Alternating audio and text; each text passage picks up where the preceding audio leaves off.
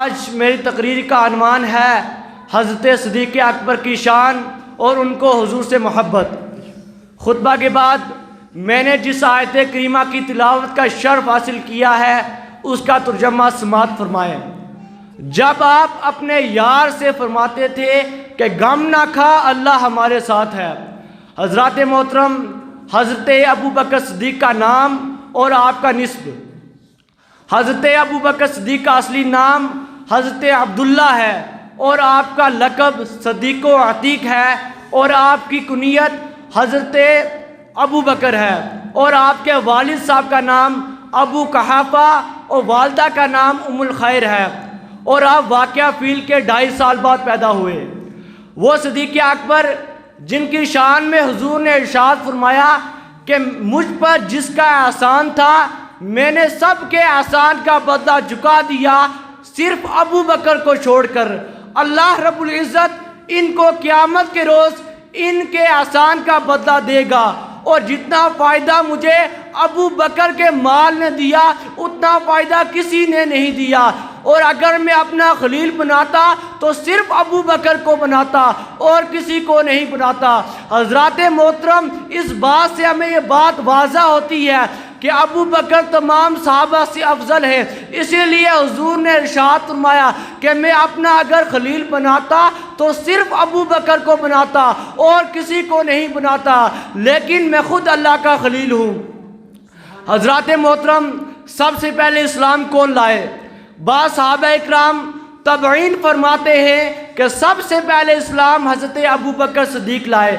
لیکن مشہور و معروف محدث جناب محمود بن مہران سے کسی نے سوال کیا کہ سب سے پہلے اسلام حضرت ابو بکر صدیق لائے یا علی لائے، تو انہوں نے فرمایا واللہ لقد آمنا ابو بکر بن نبی صلی اللہ تعالی وسلم زمانہ بحیرہ راہب، یعنی حضرت ابو بکر صدیق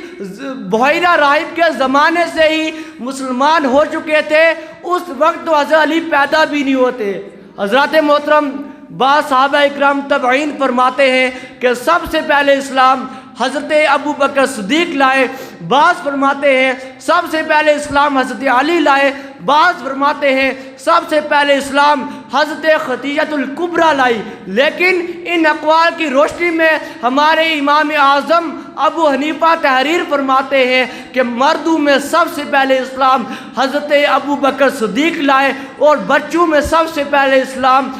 حضرت علی لائے، اور عورتوں میں سب سے پہلے اسلام حضرت خدیجہ الکبریٰ لائی۔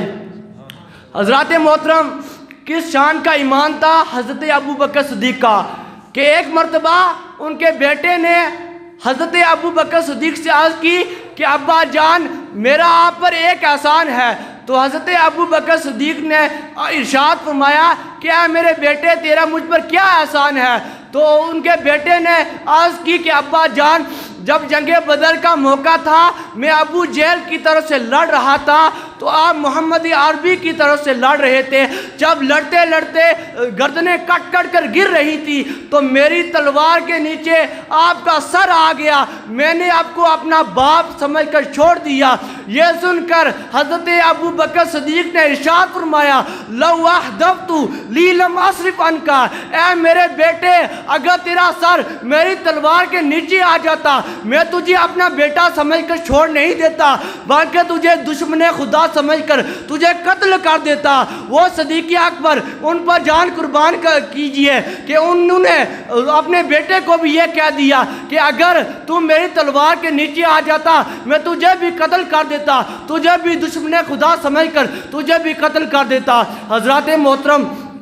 ان کی ایک نیکی کا عالم کیا ہے کہ ایک مرتبہ حضرت عائشہ صدیقہ رضی اللہ تعالیٰ عنہ فرماتی ہے کہ آسمان تاروں سے بھرا ہوا تھا، رات کا عالم تھا، اور میرے بستر پر مہتاب نبوت حضرت محمد عربی صلی اللہ تعالیٰ علیہ وسلم جلوہ گر تھے۔ میں نے حضور سے عرض کی کہ یا رسول اللہ، کیا آپ کا کوئی ایسا صحابی ہے جس کی نیکیاں ان تاروں سے بھی زیادہ ہیں؟ تو حضور نے ارشاد فرمایا اے عائشہ، عمر فاروق اعظم کی نیکیاں ان تاروں سے بھی زیادہ ہیں۔ تو پھر آپ نے عرض کی کہ میرے ابا جان یعنی حضرت ابو بکر صدیق کی نیکیوں کا عالم کیا ہے؟ تو حضور نے ارشاد فرمایا کہ ابو بکر کی ایک نیکی اور عمر فاروق اعظم کی تمام نیکیوں کے برابر ہے۔ حضرات محترم، اس بات سے آپ یہ بات ظاہر ہوتی ہے کہ عمر فاروق اعظم جو خلیفہ دوم ہیں ان کی نیکیاں ان تاروں سے بھی زیادہ ہیں۔